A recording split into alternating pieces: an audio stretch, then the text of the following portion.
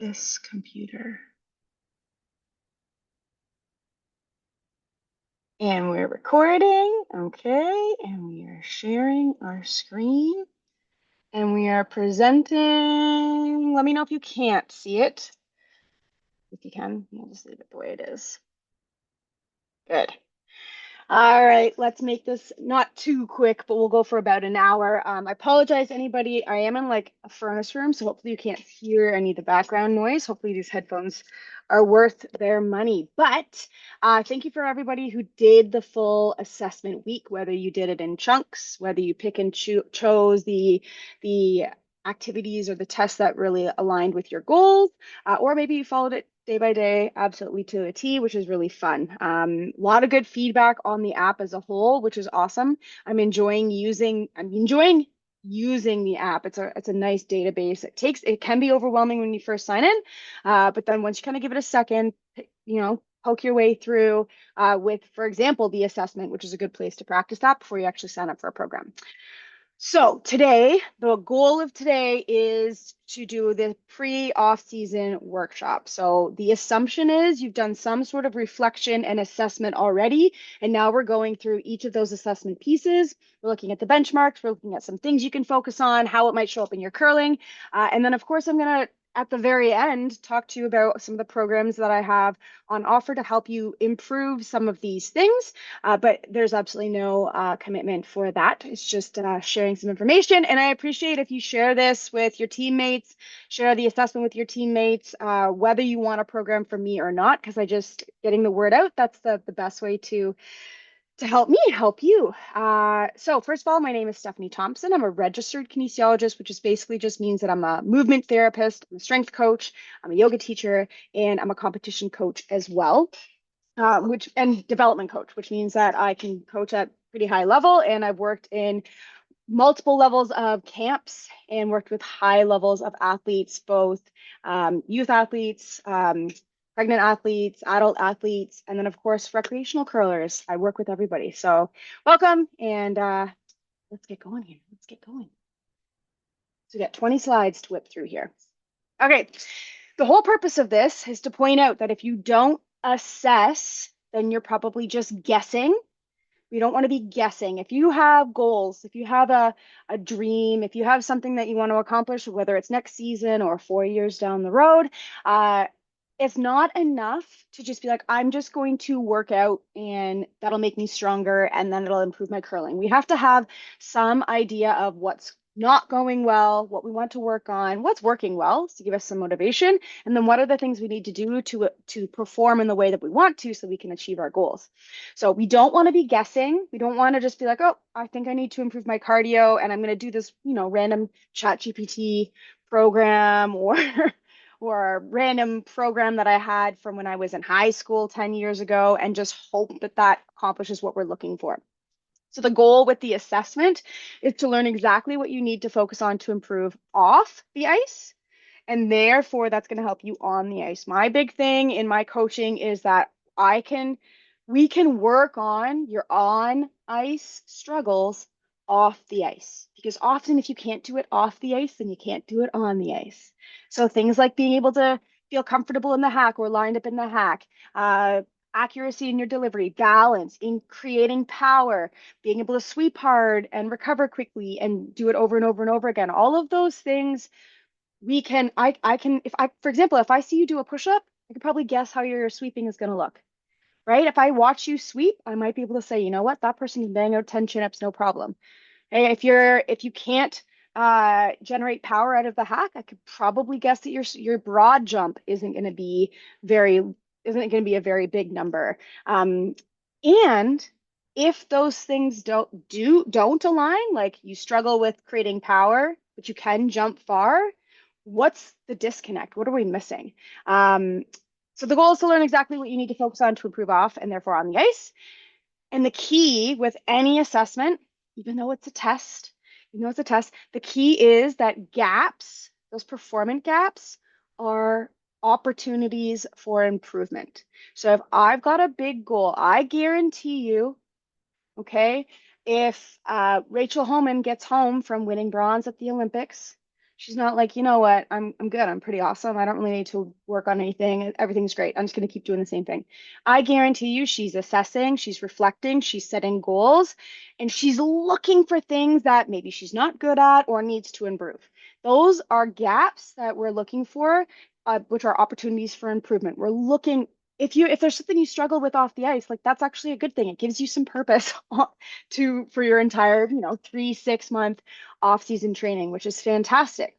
Okay, so the key too is not to compare yourself 100% to someone you saw online, you're a teammate, or even yourself path in the past. Like I just did my 12-minute run, and I was like half a kilometer, like zero point 0.5 to zero point 0.8 of a kilometer slower than I was like 3 or 4 years ago.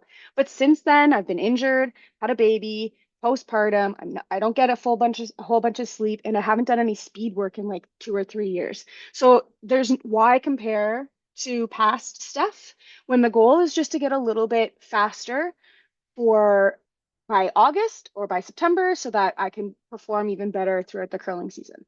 Okay, where you were in the past, we forget about that, especially if you're comparing yourself. Like I said to my husband, I was like, back in the day, I used to run 5K in 25 minutes. Like there's no way I could keep that pace anymore. Well, that's fine because I was like 20.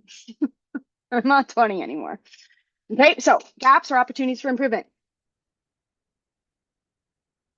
Now, fortunately, this is a time lapse, so it's incredibly quick. So we're going to quickly go through all of these little assessments. I might skip a couple, but essentially your toe touch to squat. So that's reaching down, touching your toes, squatting down, and standing back up. Okay. It identifies, let me see if I can get, oh no, I didn't think this through.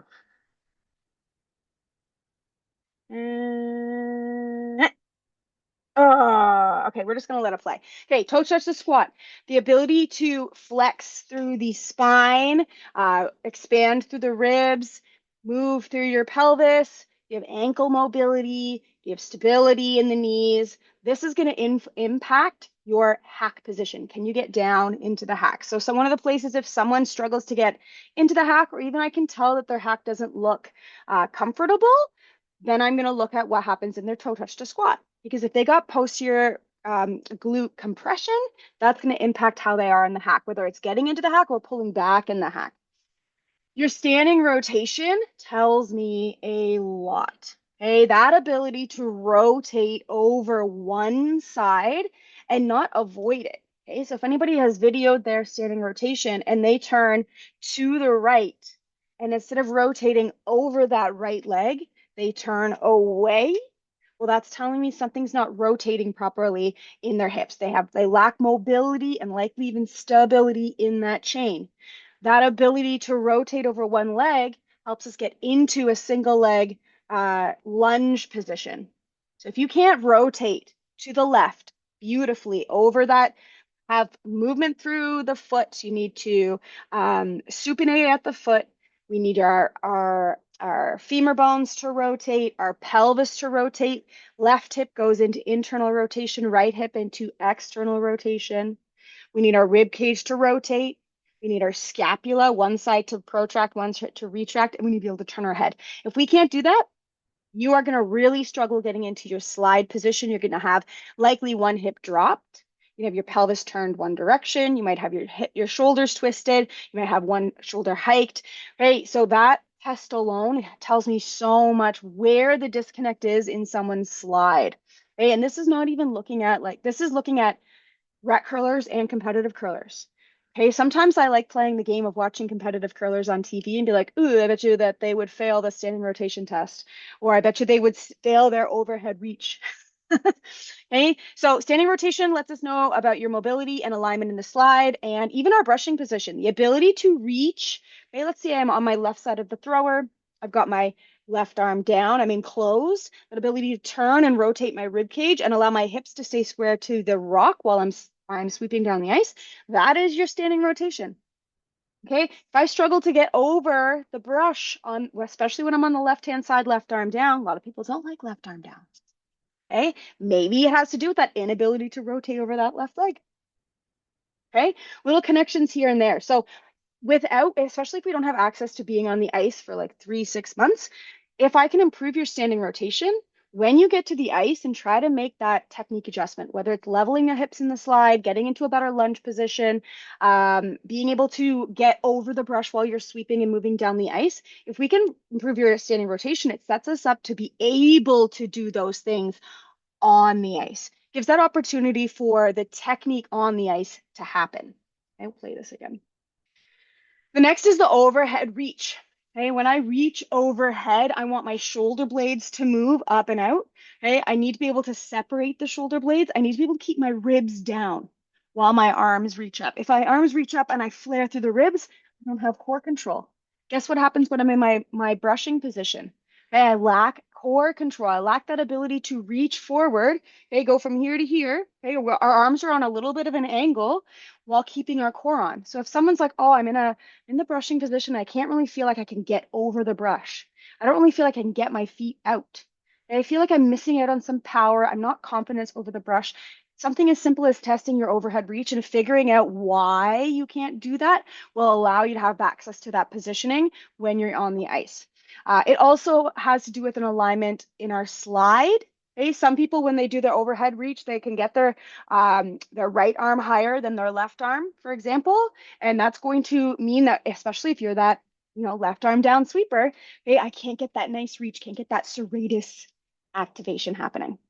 Okay, so toe touch to squat, standing rotation, overhead reach, even if it's a lower body activity, it can help your delivery. Sorry, it can help your sweeping, and even if it's an upper body um, um, test, it can help your delivery. So coming back to that delivery, being in this position here, okay, if I can't raise my left arm up, imagine how I feel when I'm trying to level out my shoulders as I reach forward to the broom or the stabilizer and the rock throughout the throw. Okay, we're going to get this kind of like compressed back here positioning. And then, oh no, my shoulders are level. I'll have to hike this side too. And now I'm losing out on my core while I'm sliding.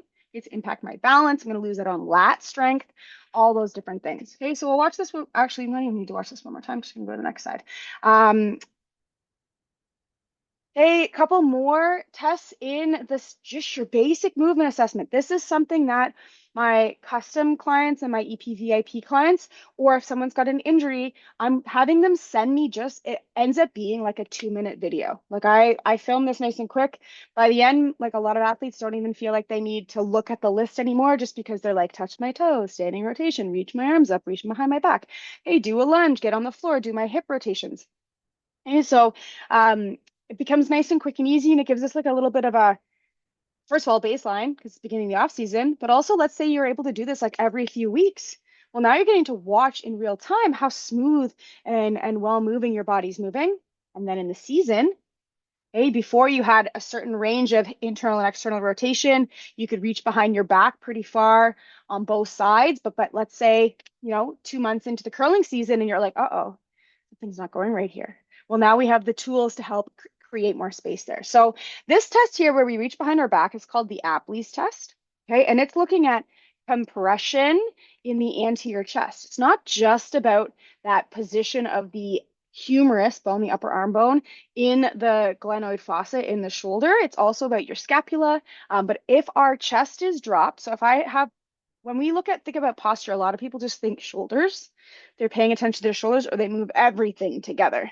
Whereas I want you to be able to expand in the ribs, but stay expanded and get those abs on. This is going to give us space to allow for that movement to happen without a whole bunch of pinching here. Okay, so a lot of the time, reaching behind our back, this is not just about the shoulder, but it's also about my rib cage positioning. Much like with the overhead reach is about your posterior rib cage. So if I have a dropped chest both ways, think about myself when I was breastfeeding and carrying my child around, okay, or even just one side. Okay, a lot of some people you can actually see it depressed right down one side, and that's the side they get kind of stuck on. Okay, this can impact again. Okay, let's say we're square, but I'm a little bit dropped on one side. Whether it's even if I've hiked the shoulder, I can still be dropped on that one side, the side that it struggles to be. Okay, that's going to impact my ability to reach forward. It's going to impact the ability to keep the chest up without flaring the ribs. And of course, it's going to make it hard for me to get into a brushing position that's not shoulder elevated. Because oftentimes we are aware, we're like, oh, I want my shoulders to be out leveled. But if I'm dropped in the chest, I'm going to be hiking the side. And now my trap on that side is jacked up. And that trapezius muscle, Google the trapezius muscle, is a little bit smaller than your big lat muscles. So if we've got that ability to open up through the chest, not only are we accessing our pectoral muscles, we're missing out on our latissimus dorsi, which is a big back muscle and a big player for good sweeping. Okay, so that anterior chest and shoulder positioning impacts our posture and it impacts our brushing position and the alignment in the slide, and even just like our posture while I'm curling. I don't want to be dropped down like this. I don't want my head forward. Well, I want to look calm and confident and athletic and ready to go when I'm out on the ice. Okay, the hip ER, IR. Did I do this in here? I did not. So this is the one, the test where you are on your back and you lift one leg up. So pretend that this is my hip and this is my knee and this is my leg. And then you turn the leg in, or sorry, technically you were rotating the femur bone in and out. Okay. I'm going to do it standing. Okay. So when I'm in this position, my femur bone rotates outward, like the actual bone rotates outward, that's external rotation. And if it rotates inwards, that's inward rotation. We don't want to see this, like my body likes to do. Okay. And that ability to externally rotate, okay, as you can imagine, oh, wow, that looks a little bit like the curling slide. Okay. And then internally rotate allows us to get into a good lunge position. So that internal external rotation, first of all, we don't want one to be massively different than the other. We want to be able to access both, which is going to allow us to get into the slide position on both legs. One big thing, just because I'm standing up here, okay, if you imagine the pelvis, I can rotate and open, external rotation, I can rotate and close, open and close. This is making, okay, when this hip is coming back, it's rotating in this way. Okay. If this hip is open, it's going to make it hard for that to happen. So this leg also has to come in as this hip is coming in. Okay. So your comfort in your slide position, your alignment in the slide position, and your control of your lower limbs, I can see it in your hip internal and external rotation. So if you're struggling with the lunge, if you're struggling with getting in the hack, if you're struggling with the slide, I like to look at your hip ERIR just to see kind of, I can look at it and tell where your pelvis is sitting. Hey, is it if you've got a lot of range in one direction, it's probably your actual pelvis might be shifted, um, and it can help us align. I have my pelvis. I do. I don't have the one with the femurs, but essentially, okay. I want you to think of, and I've talked about this before. I've talked about this in the balance and power and the delivery workshop, which by the way, all of those, if you haven't seen those yet, those are all going to be up for sale on World Curling. I'll make sure if you follow me, you'll make sure you're aware of that. So I like to think of your tailbone as your rudder. Hey, think about a dog in the water, right? They're kind of moving the tail. Hey, if you know anything about boats, hey, if I want to go to the right, hey, I'm gonna turn it that direction. I'm gonna go where my sacrum is aimed. So some people, if they're lying down, okay, and they're doing the hip internal and external rotation test, okay, what I find is on the left side, they can't turn their foot out. Okay, the leg can't go out, which is internal rotation of the femur. And on the right side, they struggle to bring the heel in, which is external rotation. Okay, and that looks like this in our pelvis. So some people sitting down in the hack, even if they've lined up, squared up these guys, okay, their pelvis is still aimed to the right, whether you're right-handed or a left-handed curler. If you're a lefty, This often looks like this right leg straight forward or even kind of falls inwards. We can't open it up to get into the slide position. If you're a right-handed curler with the left leg forward and your pelvis looks like this hip might be dropped. Okay, this leg might be forward as well, but that's because we're actually turned to the right. Anyways, working on those can really help with our alignment. And that test is quite interesting. Sometimes I like to, again, guess kind of what's going on in that person's body based off of what their delivery is. I go back and forth when I do people's assessments. Sometimes I like to start with their delivery and then guess what's going to happen in their assessment.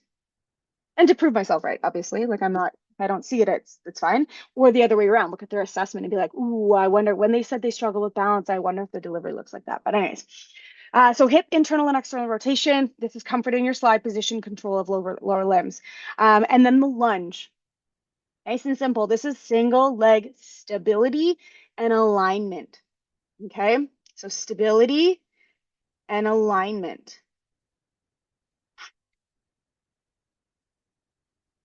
We're just going to see if I can scroll into, let's see, there we go. No.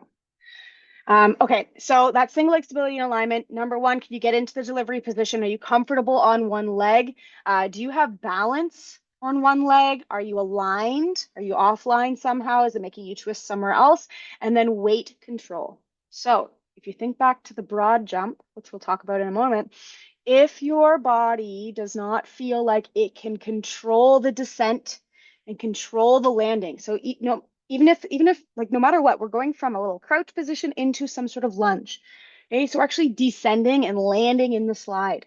If I don't feel, my nervous system doesn't feel safe landing in the slide, it will decrease the amount of power available to you. Okay, so let that sink in. Your actual ability to control the lunge position is going to impact the amount of weight that you can kick out of the hack with, which also makes it kind of difficult to be consistent, right? Sometimes you might be your takeout weight is board weight. Sometimes you can get a good normal, okay? Or you're stuck at normal. You just can't get harder, faster. You're pushing. So that's the movement assessment piece. If anyone's got questions, I'm happy to dive in a little bit more.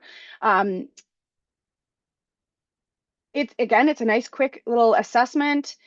Even if you don't know, even if after all this you're like, you know what, I still don't understand, go through a phase, like a 4 to 6 week program or 2 phases and retest and see what improves.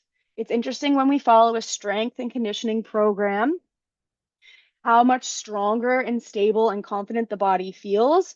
And even just like getting into things like lunges once a week can help improve that. Like we're practicing the test, and that's perfectly fine. What time are we at? 229. Fantastic. Okay. Push-ups. So now we're on to the actual fitness assessment. So push-ups are a great way to assess not only your upper body strength, but your upper body health. If you've got some sort of injury in your upper body, you probably can't do push-ups from the floor. Okay. It's a great way to measure your strength and your endurance, but in particular, it's a great way to measure at your core stability and your ability to connect your hands and your feet through your trunk. Okay. So someone who is struggling with feeling confident over the brush, getting their body into an effective position, holding that position, repeating that position, figuring out the footwork, kind of holding themselves up.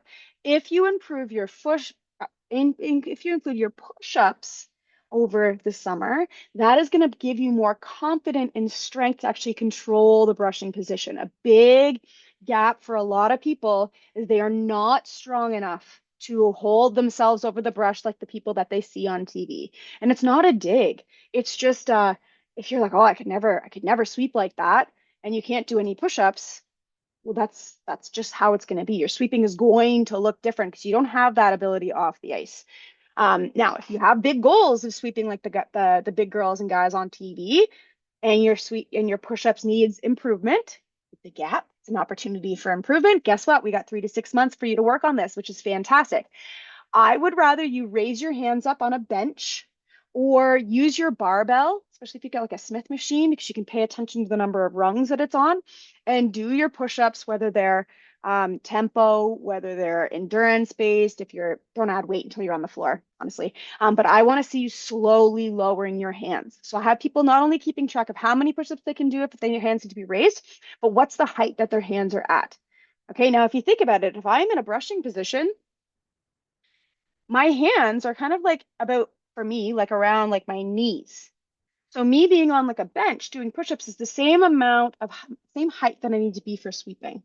So if I can get to that point, that's a huge benefit for me. If I can do more push-ups, change the tempo, etc. But if I can get lower, it's going to be way easier. Demonstrates way more shoulder stability, shoulder endurance, strength, and then core control as well.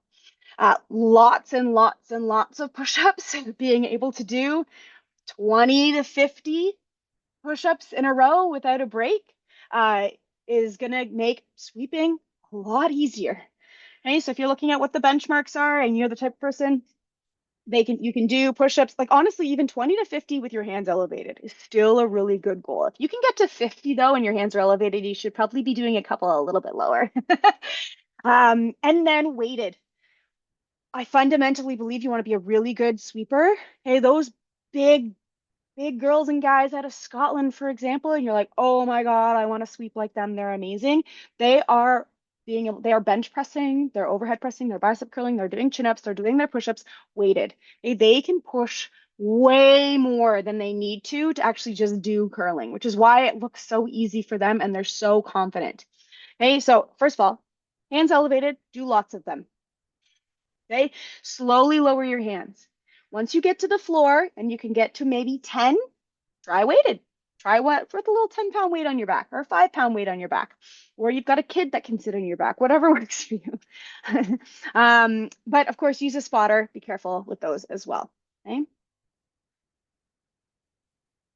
The hard plank. This is way more than just being in a plank. So I'm in a plank for 1 minute and then after, so that's just looking at basic core. If you can't get past 1 minute though, like that's like kind of my like, oh my God, we need to get to that 1 minute. That's your first goal. Don't even worry about lifting your legs. We need to get you to a plank for 1 minute. The hard plank, every minute after that first minute, sorry, every 15 seconds after that first minute, you're alternating which leg is elevated and we're not crossing the ankles. We're not resting that top leg. What starts to fail in this test is a good indicator of what you need to work on. So some people feel it in their back. So wow, your core really isn't working. Some people feel it in your shoulders. We're not connecting to our lats. Some people feel it in their inner thighs. Okay, that's part of our core. We need to work on that. So yes, the hard plank, something you can just plop into your program. 2 minute test, but you could work your way up to being able to do that. But it helps to demonstrate strong core, a good connection to your hips and your trunk, and an ability to maintain a position under tension. Again, take that to your sweeping. And I've even done this for some people. I've worked with some athletes and they're like, they can get to like 6 minutes. And I'm like, what are we doing? Let's weight it. We got to add some weight on here. So just for that next level of training athlete, that's something you can do. Okay. This shows up in our delivery as an unstable delivery. I talked about your inner thigh muscles as being a part of your core.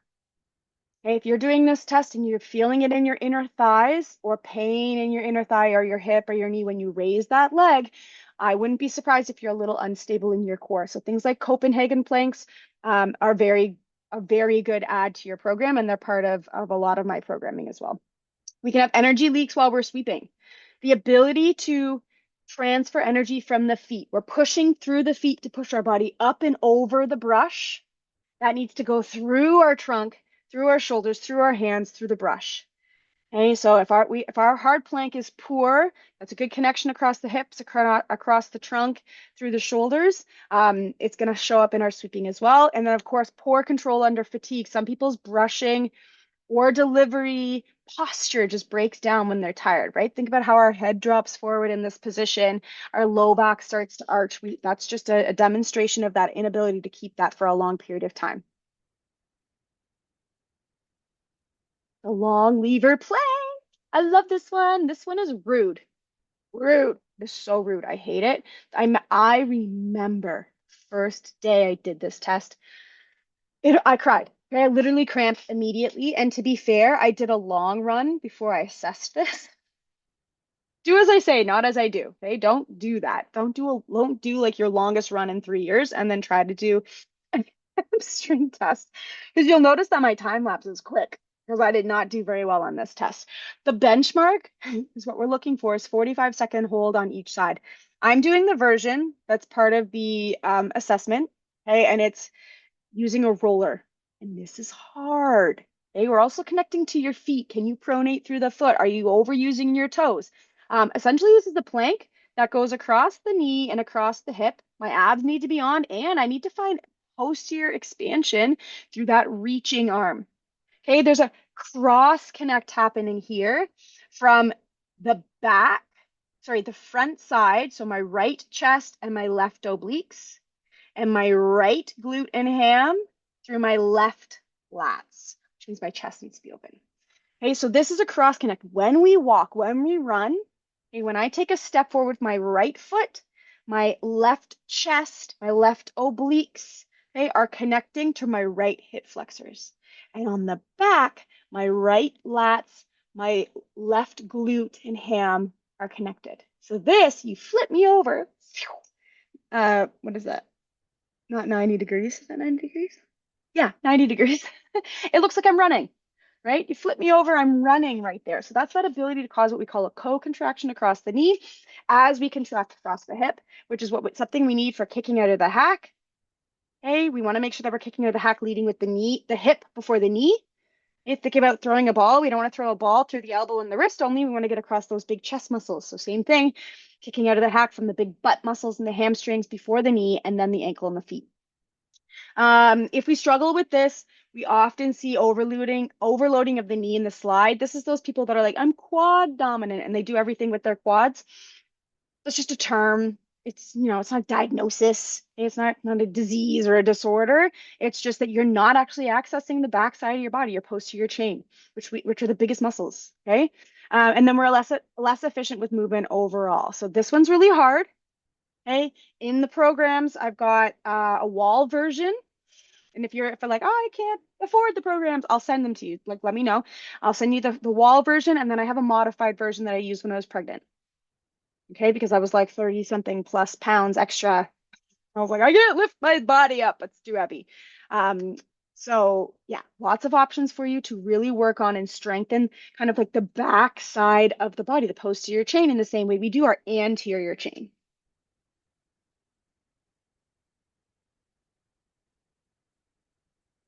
All right, the broad jump. I've just been introduced how to test this apparently, where I got in a discussion with Mark Nichols. I was like, if we're doing this and we have to jump our height, why are our arms reaching over our head to put the target? I don't understand. And he was like, I don't know, I didn't invent it. And I'm like, that's totally fair. So what we're looking for, the benchmark is to be able to jump your height. So I do this. Yay, go shorty, go shorty. You've got this. But one of the tests that you would have seen, I want to say it's Team Cinnamon. Am I messing that up? Serena Gray Withers.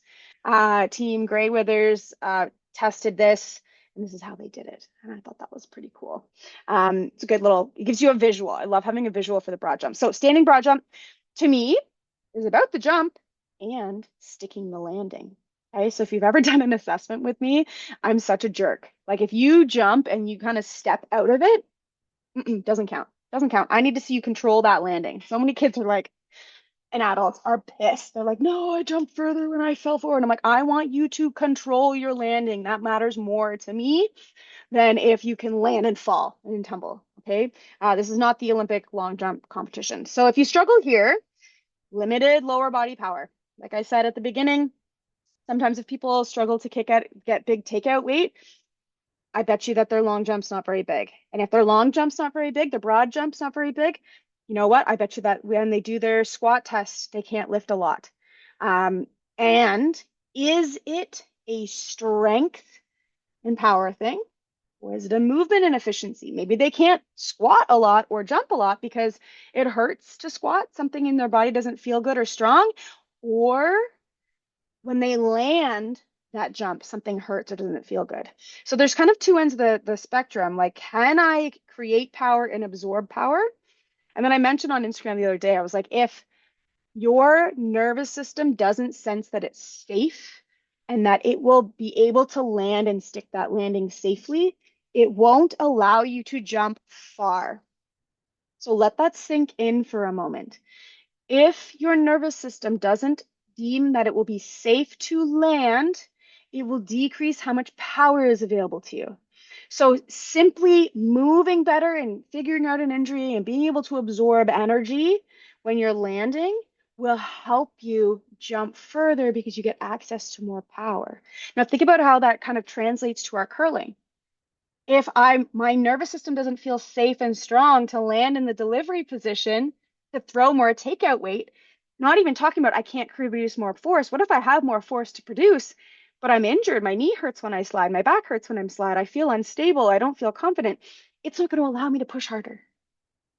Okay, it's not going to allow me to push harder because the nervous system doesn't feel safe. So moving better can help improve your broad jump. Increasing your movement, decreasing pain, decreasing an injury can help you improve your broad jump, which helps you with your power, which helps you with your weight control. Your efficiency, which helps you with your weight control, your power generation. Okay, so broad jump though shows up as a weak push out of the hack, less explosive movement, poor transfer of strength to movement. The benchmark is the jumping your distance of greater than your height. And I'm talking when I Googled that, that's athletes. So if you're not I'm like, oh, I don't work out, never worked out. Like honestly, jump. And next time you jump, you're trying to jump another couple centimeters. Okay, you're trying to use you're trying to take your training to improve your numbers. Don't worry about what the benchmarks are unless you're like, I need a metric. I need something to follow. I'm a type A person. I need to follow that to a T. Then that's fine too. Right? Because I'm like, I like to know. I like to know what those are. That's why I did this. I was like, I want to see if I can jump my height. I want to see if I can jump with my arms over the top. Yeah, your broad jump is a pretty telling number for power, weight control, strength, injury overall. When I remember in university doing a jump test, and I did this test at the very end because I was like, it hurts to land. I can't jump very far. I don't like this test. Those two pieces go hand in hand. Guess who was also working on takeout weight? Who wanted to be able to throw more than normal takeout weight? Also me. Okay.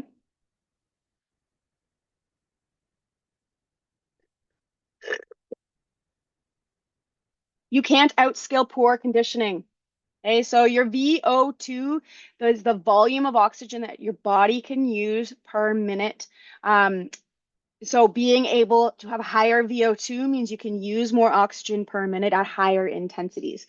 So essentially, this is just a measure of your cardiovascular fitness, your ability to work hard and recover quickly as well. So if you struggle here, it usually means you have limited aerobic capacity, poor recovery between efforts, and inconsistent play.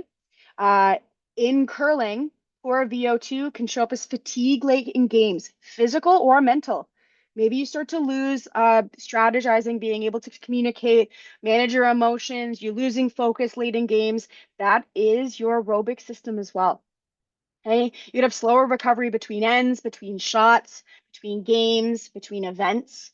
Okay, you find that curling game really takes a lot out of you and you can't really do anything the next day. Well, that is your aerobic system as well. Your aerobic system is your recovery system. It's like giving you more gears to work with.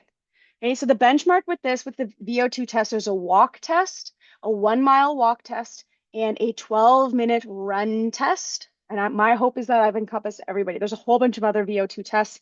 I use a Whoop band. It's charging right now. It tells me what my VO2 is. So I want that number to increase. Some people can do it with a Garmin. Essentially, even if you just had a run goal, if you're like, I like to run 5Ks, if you can run that a little faster by the end of the summer, that's an increase in cardiovascular fitness. Let's say you took up biking and you can go an extra 10 kilometers by the end of the summer. That's an increase in cardiovascular fitness. The VO2 test is just a nice little, I'm pushing for something, I'm focusing on something. Um, yeah, it's a pretty good one. Your cardio, this is measuring your cardio capacity. And I think of your cardio capacity, like I said, is a number of gears that you have available. So often the big gap a lot of people get into when they're doing their off-season training is they're like, I want to be a good sweeper. So they just do intervals. They start the summer and they just do intervals. And that's fine. They're going to find improvements. Okay, it's fantastic. But the improvements, and I can't like be like the improvements guaranteed, but if you're better off based off of science, okay, working on your aerobic capacity first, long intervals second, and then short intervals third.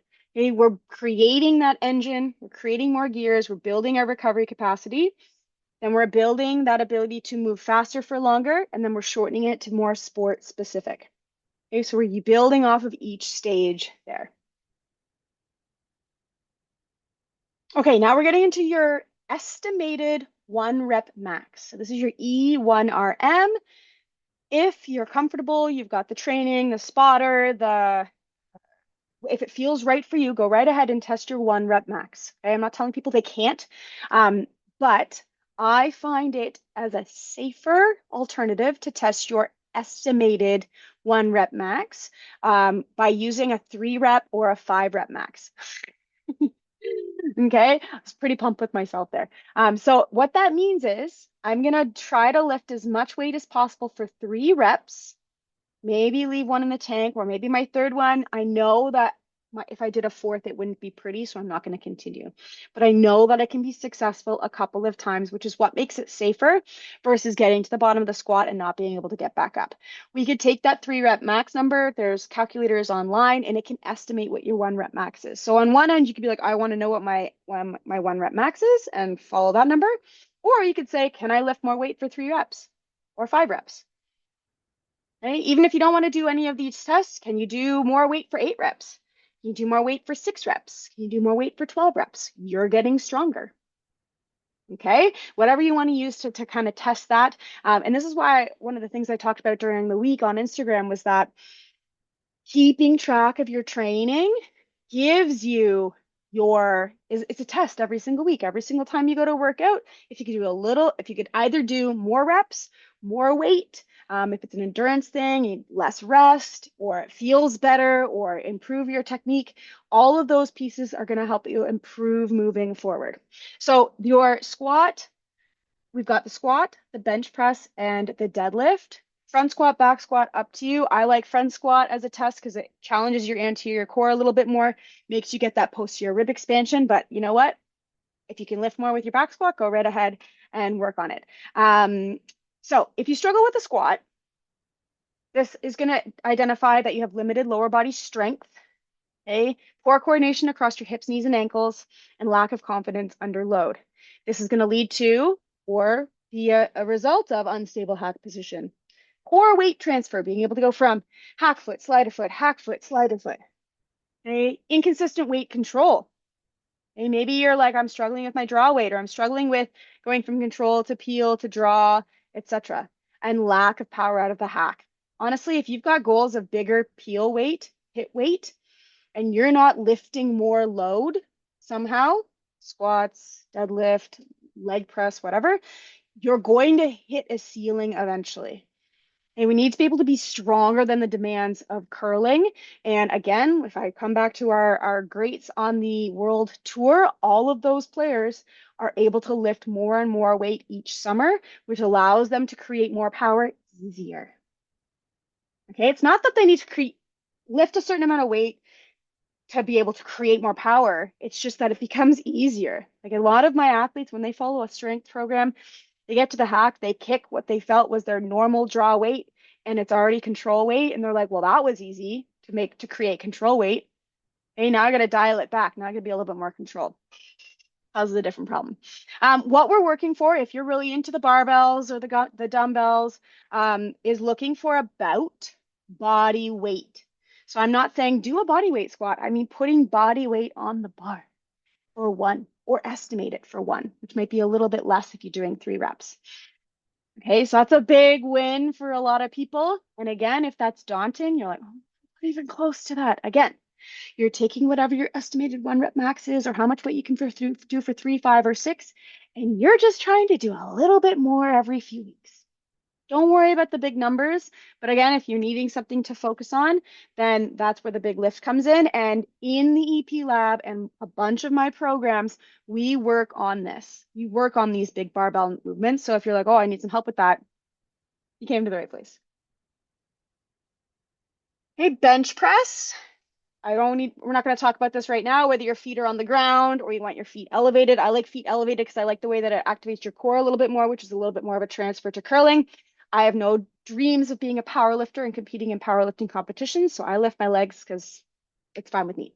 So if you struggle with the bench press, okay, if you're like if let me do this the other way. Your brushing posture, force on the brush, footwork, overall energy, overall confidence, the ability to do different brushing techniques, increase your bench press.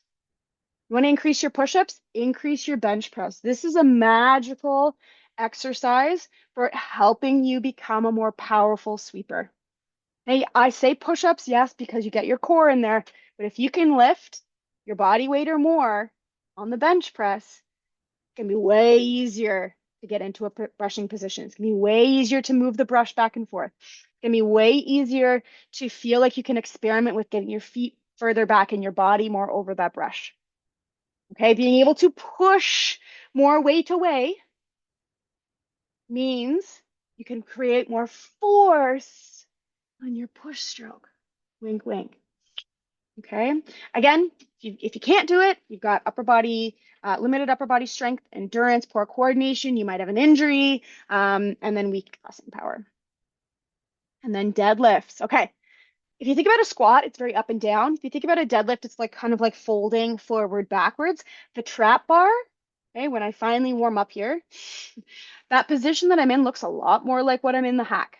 A lot of people look a lot more like what they are in a trap bar or suitcase deadlift than a squat or a deadlift. That's why I prefer this trap bar version. If you want to test with a straight bar, you want to test with dumbbells, it again doesn't matter. We're just trying to increase our power over time. Um, so again, if you struggle with this trap bar or suitcase deadlift, less power to the hack, weaker brushing, and poor posture and control. Why weaker brushing? Your grip. Okay, it's not that I'm pushing, like I'm not that it's not just my lower body that's working here.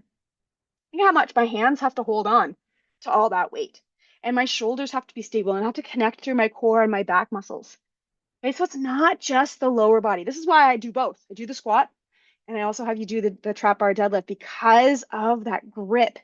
Okay, if you can squeeze harder here, it's a demonstration of overall body strength.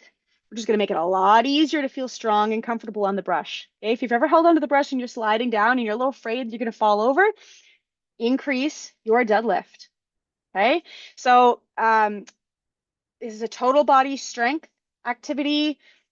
Gives you a strong grip, which means strong pulling. Okay, so our pulling stroke as well, and gives us good coordination under load. So if I can kick hard, if I can create a lot of force with a lot of weight here, it's going to make it easier for me to kick out of the hack. And with the deadlift, we're actually looking for more than body weight. Okay, somewhere in the double body weight metric if you're really working through a program. There's audio on this. I'm sorry. This is very specifically, this is like 2 weeks before the world shut down. Okay, I think this is one of my last workouts before I went on a vacation. And while we were on vacation, we came home. So 3 weeks. We came home. I had 1 week at work. I think I stopped work on the Thursday, and then the world shut down for the pandemic. So, and to be honest, these chains aren't that heavy. They just looked really cool. Well, I'm doing them. Okay, so let's see if I can pause it up at the top. Here. Okay. So chin ups, I like palms facing each other or palms facing in because of the positions of your arms, which mimics a little bit more the demands your body is under when you're sweeping. Okay, go ahead, do our pull-ups. That's fine, but I don't sweep like this. So again, it's not like those are bad. It's just this to me has more of a positional strength transfer. But again, this is going to create strong grip. It's going to help with your core. It's going to help with your shoulder health. It's going to help with your endurance. So there's nothing wrong with that. I just prefer something in. Honestly, even rings. Rings are great because if you have an imbalance in your shoulders, that helps. So if you struggle with chin-ups, it means you got limited total body strength, very similar to your deadlift. It's a full body exercise. You still need to be strong through the core, the back muscles, through the legs. A weak grip, okay, is going to make it harder for sweeping. You have inefficient sweeping, inefficient footwork, poor posture and control, and poor coordination of core under load. This is a really big core exercise. Okay, and actually, if you watch it, you can see that I'm actually kind of arching through the back before I'm kind of crunching in to lift myself up. And that's something that I've been working on over the past, what are we at, 6 years now? Okay, so right where that pause button is, see how there's like an extension first? I'm working on getting rid of that right now. Okay. We're looking for about 10 body weight. And then I think if you can add weight, that's elite. We're trying to get stronger than the demands of curling. Okay, that's the whole goal. Now, chin-ups, tough one. A lot of people out there can't even do one. So take those benchmarks. If you can bang out 8 chin-ups, then yeah, you're working towards 10 plus weight. Okay? 10 and or plus weight. You can't even do one. Let's work on getting one really good chin up by the end of the summer. Chef's kiss. It's gonna be amazing for a demonstration of overall body strength and coordination. That'll be huge. And then the next summer you work on 2. The summer after that you work on 3. See where I'm going? Honestly, once you can do 2 or 3, you're at 5. And then once you're at 5, you're working up 10. That's how it goes. Okay. Now, I'm pretty sure I missed a couple of assessments in here, and that's fine because, we're already at almost an hour. But the linchpin, if you don't know what a linchpin is, it means that you can have a whole bunch of things in your business working or in your body working, but if you're missing this one thing, then everything's going to fall apart. Okay, so it's not just strength on its own, it's not just mobility or range of motion on its own. It's not just conditioning on its own, because all of those things, people who followed strength only programs, they're missing out on something. People who only do mobility and yoga, they're missing something. People who only do cardio or running and triathlons, they're missing something. It's how they all interact together. So for me, a strong off-season program, even if your goal is brushing, you're still doing lower body. Think about the trap bar. Okay? Even if your goal is power out of the hack, you're still doing bench press. Okay, we're still doing mobility work to try to create better posture, better movement. It's about how everything reacts together. And I think that a nice, strong program is going to have elements. Obviously, we're going to emphasize one element over another, depending on your goals, depending on the things that you're needing to work on. So everybody's program can be a little bit different, which is why sometimes I'll work with teams and I'll be like, well, actually, I have the same program with subtle differences. And I'm like, oh my God, read your stuff really closely. It's not the same thing. I've made some adjustments. Whether it's just reps or tempo or positioning, what have you. For example, limited hip mobility, inability to do the hip internal and external rotation, is going to lead to poor position. You have poor position, you can't use your strength. And if you can't use your strength, the strength gains don't transfer. So if we work on our strength, but we don't work on moving well, we're going to plateau, set ourselves up for injury. If we work on our strength, but don't work our endurance, hey, we're going to be great for one game, but not for an 8-game tournament. Okay, and if we work on our endurance, but we forget about our strength, sure, we're not tired after we sweep, but we're not that effective. So, it'd be great if we could do more.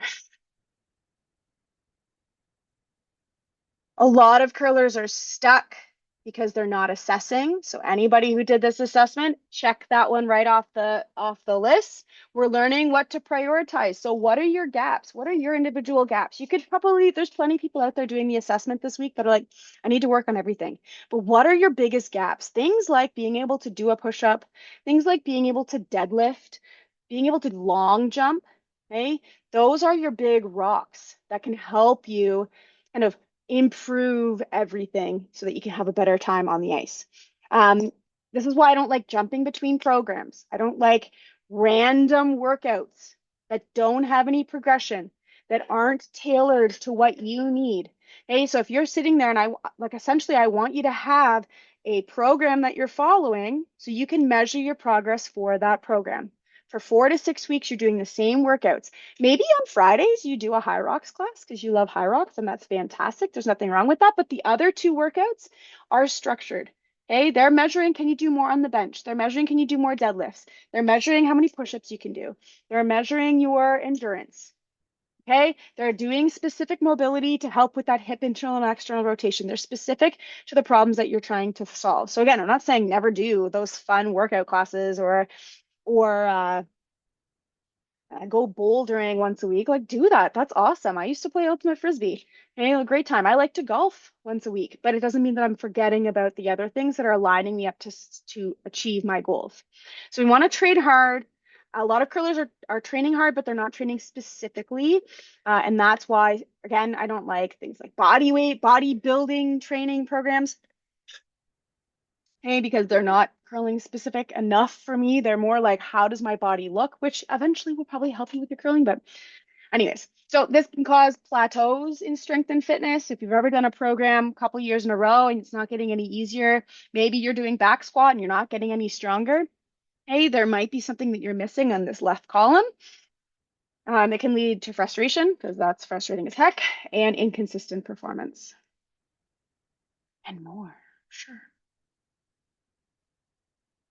So of course, what to do next, assess, you've done that, identify your limiting factors. So maybe there's even a couple more things that you're noticing here, like what specifically from your assessment do you need to work on? Build a structured plan or buy a structured plan, hint, hint. Progress it properly. Again, if you're like, that's probably the hardest part. A lot of people can create a program, but then they don't know how to progress it throughout a 3 to 6 month off season. And then be as consistent as possible. I talked about on Instagram this last week that I have never had, myself included, an athlete complete a program 100% to a T. There's always been some form of modification that needs to happen, or they get sick, or there's a vacation, or they miss a couple weeks because life got busy, something happened in their family, etc. I'm not looking for 100%. I'm looking for giving your all 85 to 90% of the time. And that 10%, yeah, you're right. If you had done that, that could have taken you even further. But often what happens is people aren't 80%, so then they're like 20%. Okay, and I'd rather you just be okay with that 80%. Hey, and then just as a little bit of a like a continually looking at our training overall, we're looking at aerobic fitness and endurance first in the off season. We're building that work capacity. You'll be able to work a little bit harder, get work on strength a little bit more. And then we're getting more into kind of that curling specific type intervals, quick intervals, working on power, etc. If you're looking for a program, if after all this, you're like, okay, this is great. I need some sort of program to follow. I don't have a program to follow. What do you got for me?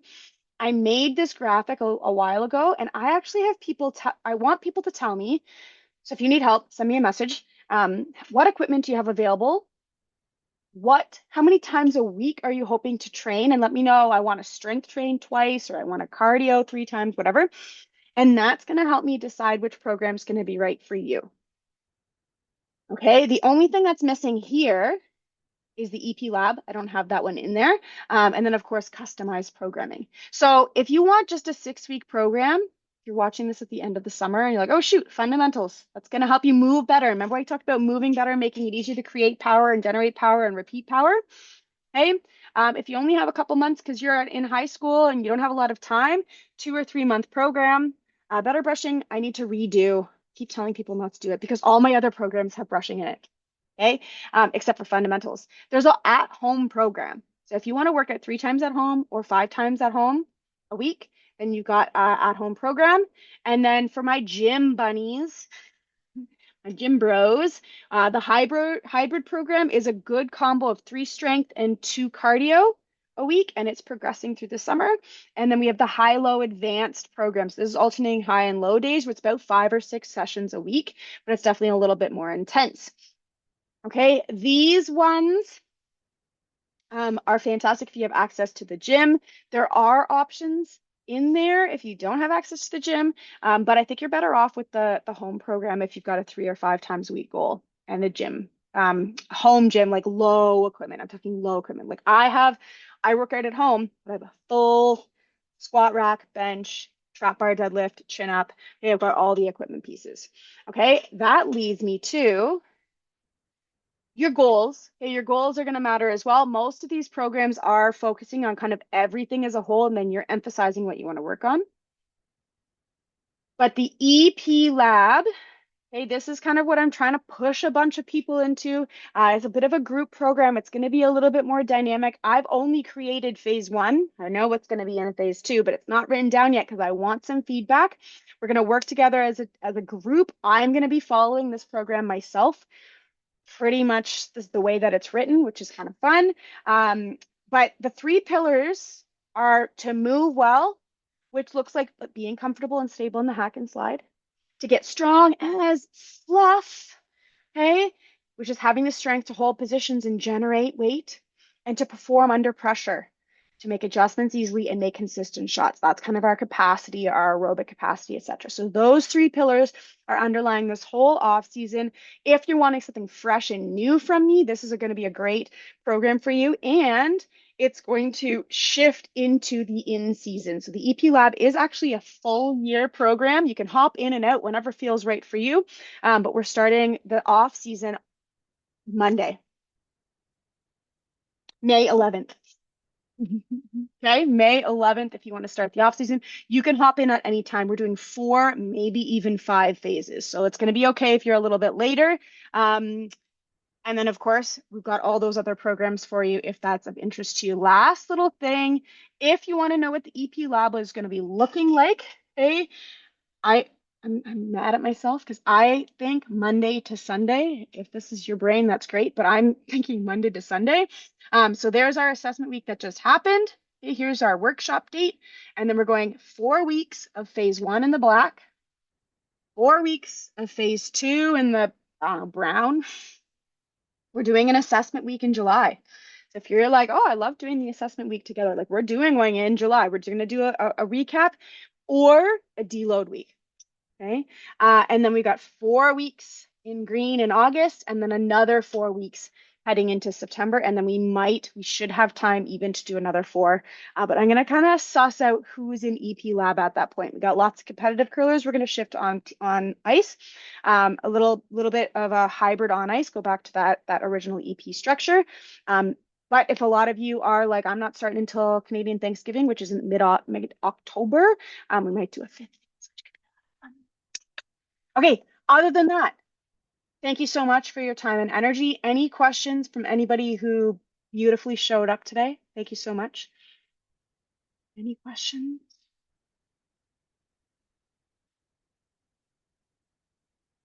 All right, beautiful. Make sure you send me any messages if you've got questions. And yeah, happy off season. This is fantastic. There you go. Hi. Yeah, nice stuff. That was great. Yeah, that was Thank you. great. Thank you for being here. It was nice not talking to myself. I think there was one other person that kept popping in and out. So Two two people. people. One person popped in twice and another person popped in once. Anthony and Peter. No, Sal? Sal. Yeah. Sal Okay. and Peter. Peter, Something. Yep. maybe? They popped in and popped out. Beautiful. Nope, that's perfectly fine. A lot of the people who were doing the assessment were kids. I can imagine a lot of kids not wanting to do it. And I wouldn't have signed in on my own because I like to watch things on my own time. Yeah. That was You know what I valid. Yeah. mean? Like some people need I'm maybe even you two are just like, I need to sign in at 2 or I won't watch it. Like that's It'll just get lost in everything else that's happening. Like 100%. But I'm the type of person I'm like, I'm gonna put that, maybe not my webinar, on 2.0 because it'd be way too fast. But can you imagine this on 2.0 and then watch it nice and quickly? So yeah, that's well, fantastic. I'll watch it while I'm working, and it'll be like on one of the screens, but I'm not really paying attention. It's just Yeah. running in background. I'm like, if I want to focus, I have to be there. Like I felt like I had to just do it now, so that's why I was Yeah. like, I'm doing this. I put it on my calendar. I'm like, I'm gonna sit down and we're gonna Well, watch it's nice it. to see you guys too. This is so great. When you signed up, did you use the discount code though? Did Of you get course. that? Okay, good. Yeah. Just double checking. I didn't read it. I thought when I read it, it didn't, and I was like, oh no, they do know. It's like I wanted you to No. pay No, for we got it. one, and because you're in the same household, like yeah, share Yeah, no, away, appreciate it. Yeah. compare your Yeah. numbers. Dun dun dun. But yeah, if you've got any thoughts about the programming, let me know. Sure, You we'll guys, do. I like Yeah. your brains, so I trust your thought process. I know you were like, phase one starts on May 11th. I'm like, oh my God, I don't know if I can start this soon. There could be 5 phases though. Like it's so hard because I work with everyone. Like there's some people Yeah. that are competitive and like my curling season's going to start in September, but like I could have technically done even 6 weeks per phase. But you know what? We'll see how this goes this summer and I'll just progress slowly. And then if I find that it's better with a 6 week phase, then maybe it'll just be 3 or 4 phases next summer because I like the So structure. And I assume, Oh. go. So for me, what do you recommend for me? Because I know that like I have 2 more weeks of like concerts and performances. Mm. If I don't get started on Monday, do I do Monday? Like, do I just kind of run behind the program then? Is that like the better idea? You mean like are you going to be a whole week behind or are you going to be a Oh, couple? probably a week Yeah. behind. So what I would Probably. do if I were you then, the only thing that's going to be a pain is that the date will be different. So you'll want to pay attention to what date and do especially like if you have you been working out all winter? Back, not really, honestly. Like we curl So like so many days a week. just be behind. So know what Just weeks that's you're what I'm on. thinking. You're going to be able to go back. The first phase is still a doozy because I had a bunch of people do the fundamentals program before this, so I couldn't go too easy. Okay.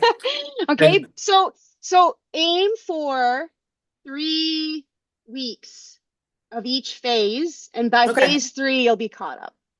Okay. Okay, and then you don't even need to do that assessment week that I've got in July. That could be your catch up week as well. Yeah. Oh, that's a good Right? idea. There's going to be people who sign up like on the final week of phase one. It's just gonna be how it is. It's not the end of the world. But yeah, Yeah, yeah. And I wasn't, that's what I would do. yeah, I just figured I would work behind the 8 ball essentially, If and you're catch up eventually. if you're 2 weeks behind and you're 2 weeks into the program, and then you look at the week, the next phase, and you're like, you know what, I could do, then hop back in. Okay. things Because catch up. I'm gonna keep the structure very similar for the first 2 phases and just change a couple of things, and then like phase like because it's the endurance building and then the strength Mhm. building and then the so if we've got 3 or 4 phases, it's kind of be the Yeah. first two need And to be a little bit simpler. we're on ice all summer. So like I know, this I is love like that for you. yeah, you love it, but we're like our bodies are going, you sure you don't want to take a break? So we Yeah, are going to and go a little lighter, but it'll yeah, still be. aim for like 2 sets of everything. Oh, okay. Vinny will probably do the whole thing. Yeah, As soon as school is like for has sure. started to wind down, I'll be able to jump in. And Yeah. Rachel does have the schedule up here, like she has your EP, the fitter up. So it looks like you have one, two, like 5 days a week programming. That's the plan? It's So three a rest strength day and of two Wednesday, cardio. It's just 3 strength and 2 cardio. See, this is a So, rest day. This is cardio. This is this cardio. cardio. Oh, so okay, okay. you could couple up and do the cardio on your workout days. And now it's just Yeah, three. I know okay. I don't know why I know, I I, just saw the I balloons. can't make them do it on its own. I can't, it won't do the thumbs up. It won't do it. But if you're like having a heart to heart with the client, they're like, my cat died. And I'm like, no. And then it's like balloons. I'm like, no. Oh my God. You're doing a I was doing celebration. therapy and she would like the thumbs up would pop up. No, And I was like, she was like, I don't know how to that's stop that. I'm like, so you That guys need to it weird. was figure that definitely out. like AI decided that That was you were super happy. weird. Yeah. Yeah. Okay. Okay, yeah. So see, this is a Yeah, I get it now. cardio Okay. rest day. This is a strength day. This is cardio. Happy joint day. Oh, gotta be careful on that one, eh? Hey. No, no, no. But if that's a good one for you to start with. That's all your isometrics. Remember when we used to start with the Yeah. holds? Yeah. Oh That one's yeah. the one that makes me cry. That's a fun one. Right? That's the one that I like to make my big burly dudes do that are like, oh, I work out. I'm like, yeah, okay, hold a split squat for a minute on each Yeah, hold the side. split squat for a minute. Oh, there That's was that. I one, hate that. there was one workout you gave me. I was like, it was for my on season. And I'm like, I need some like core workout. Steph, I was dying. It was something with like an exercise ball and hold it. And I'm in this awkward position. And I was like, holy crap. It says to like do this for 15, 30 seconds. I don't even know. It was great. It was such a good one. It was great. But I was dying. Yeah. I understand. That's too funny. Yeah, no, It's amazing. that's why I like doing the same program. Because then I'm like, what crazy person decided we would do this? Me. Me, that It's crazy amazing was too, because decided. they don't look like difficult things, and then you start doing them or holding them, and you're like, oh, this is so hard. And Oh, yeah. yeah, it's like I feel strong, but then I do this. I'm like, this little thing hurts this little Yeah. muscle. What's that one? What's the one in the lunge with holding the kettlebell? Oh, with the knee being pulled The to the knee, side. the knee being pulled. Yeah. Oh crap. The With Oh ER yeah, like one. yeah. I you're know what you mean. standing up and Yeah, And the doing they're split the squat. have me with the hand out and the other hand down. Because I'm And making I'm you like, actually use your butt muscles. well, I mean, people would watch me at the club and the sweat is just pouring down my face and I'm like purple and I'm like, just keep breathing. And I'm holding my watch, like my phone with the clock Yeah. on it. 'Cause I have Like to me and the time it. And long I lever, I'm like, oh my God, it was only 10 seconds. yeah. some guy was like, I'm going to do what you do. I just want to see what it is. And he's like, oh my God, why do you do this to yourself? I'm like, some crazy lady told me to do it. Some random person on the internet that I've only ever seen in 2 dimensions. That is so true, isn't it? Yeah, it's wild. It's No, wild. it's I could awesome. be AI. Do. No, I'm real. Right? You can't fake this. You could have 6 fingers. You never know with AI. Those are freaky, It's those real. videos where you're like, oh, the person's gonna get kidnapped. And then in the background, they're like, oh, that UPS truck doesn't have wheels. And you're like, oh, it's Oh yeah, fake. That's cool. right. And they're like, some people are nice enough to write generated with AI Yeah, underneath, and then other people are like, no, you can figure it out on your own. yeah, that's too funny. Oh my gosh. All right. All right. Well, good Well, luck. thank you. I Yeah, gotta thank go. you. My turn with the baby. Matt's gonna do some Yep. Well, gardening, and happy I'm gonna Mother's Day. thank you. You too. Enjoy. Well, take care. Thank Let me you. know how it Thank you. goes. Will All right, do. We'll be in awesome. touch. Thanks so much. Bye. Bye.